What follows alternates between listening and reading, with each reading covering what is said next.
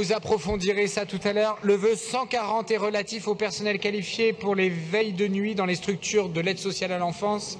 Madame Danielle Simonet. Est-ce que je peux présenter mon vœu, chers collègues? Oui? Bien. C'est un vœu qui s'oppose au remplacement des éducateurs, éducatrices, moniteurs, monitrices, éducateurs, éducatrices par du personnel non qualifié dans les structures de l'aide sociale à l'enfance pour les veilles de nuit. Je pense, mes chers collègues, que vous avez toutes et tous reçu aujourd'hui ou hier le tract de l'intersyndicale signé par la CGT, la FSU, SEDVP. Madame Simonet, s'il vous plaît, on écoute Madame Simonet. Mais oui, écoutez Madame Simonet. Force ouvrière et CFTC. Que disent les organisations syndicales? Eh bien, ils s'opposent au fait que la ville de Paris souhaite remplacer, dans une logique purement d'économie budgétaire, ces professionnels, éducateurs, moniteurs, éducatrices et monitrices, pour les veilles de nuit dans les structures de l'aide sociale à l'enfance par du personnel non qualifié. Il faut comprendre que ces personnels, la nuit, ne font pas que dormir, que les jeunes qui fréquentent ces structures eh bien, ont une histoire particulièrement traumatique. Voilà, c'est un contexte difficile. Ils ont grandi dans des situations extrêmement dures et ces enfants pris en charge par l'aide sociale à l'enfance eh bien, nécessitent un état de vigilance permanent, même lors du travail nocturne, et que c'est un travail éducatif qu'ils font et pas un simple travail de surveillant de nuit. Voilà. Donc il y a une nécessité de continuité de la prise en charge par un personnel unique. C'est une condition pour la stabilité de l'enfant, du lien de confiance entre eux pour un travail social de qualité.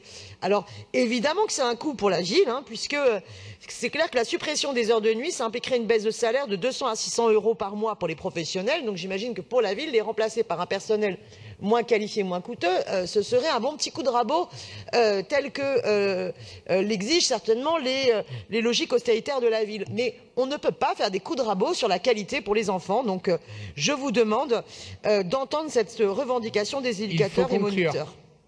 Très bien. Pour vous répondre, Dominique Versini. Merci, Monsieur le maire, mes chers collègues, chère Danielle Simonet. Madame Simonet, il n'y a pas de coup de rabot sur la prise en charge des enfants à l'aide sociale à l'enfance de Paris. Vous pourrez m'interroger à tous les conseils de Paris, je vous le redirai. Je l'ai déjà dit le mois dernier. C'est une réforme qui vise à améliorer la sécurité des enfants pris en charge dans nos établissements.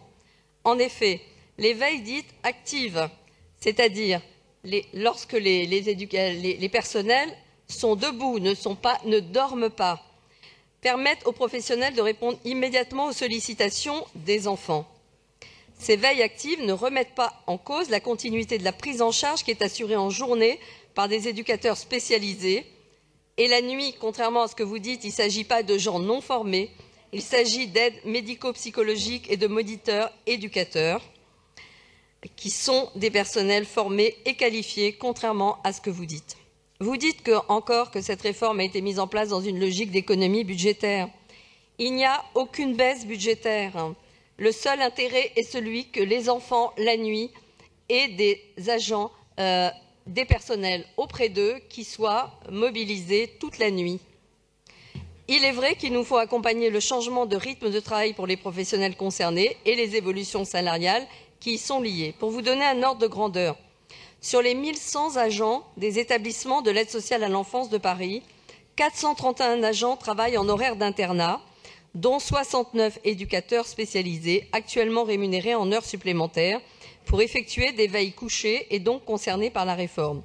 Ce sont ces 69 éducateurs concernés par la réforme qu'il nous faut particulièrement accompagner, alertés par les organisations syndicales. Je vous confirme avoir demandé au service de la DAZES de poursuivre le dialogue avant tout nouveau changement de cycle de travail et surtout d'évaluer au cas par cas le montant des éventuelles pertes salariales pour chaque agent.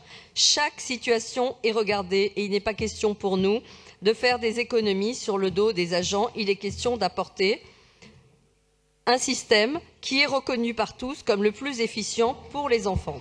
Et la DAZES travaille en ce moment à la compensation de ces pertes et à la reconnaissance des spécificités du travail en internat. Voilà. Votre vœu n'allant pas dans le sens de l'amélioration de la prise en charge des enfants et visiblement n'arrivons pas de conseil en conseil à nous entendre. J'y émets un avis défavorable, sauf si vous changez de point de vue. Merci. 3 explications de vote. Madame Léa Filoche. Oui, très rapidement, une explication de vote suite aux explications qui viennent d'être données par Dominique Versini. Le groupe Génération est évidemment regarde de très près ce qu'il se passe dans les services de l'ASE et est assez convaincu qu'il n'y a pas de souhait de désengagement de la ville dans l'accueil des enfants pris en charge par l'aide sociale à l'enfance.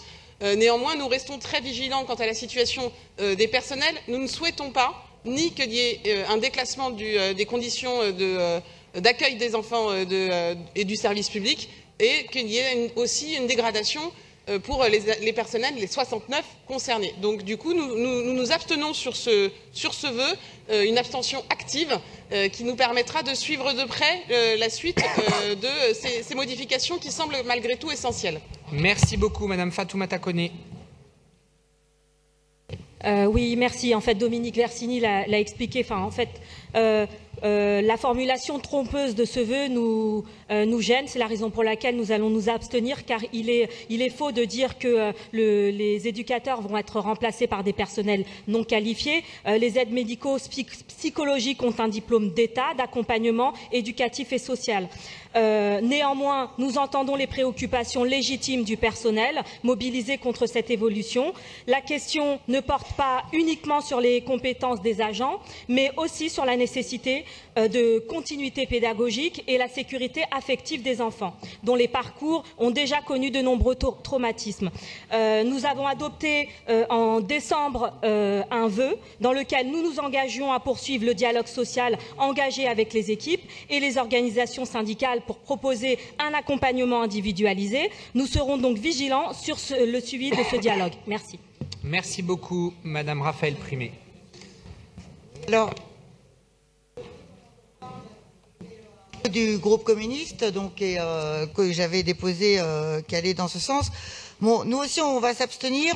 On tient compte du fait que les choses sont arrêtées pour trouver des solutions au niveau salaire pour les agents concernés, mais d'un autre côté, la question pédagogique demeure. Moi, je pense qu'il faudrait quand même essayer d'abord d'expérimenter, effectivement, de voir avec ces AMP si ça répond bien aux besoins de ces enfants, ce dont je continue de douter. Voilà. Bon, on s'abstient du coup sur ce vœu.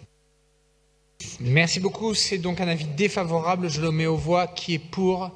Qui est contre? Qui s'abstient? Il est rejeté.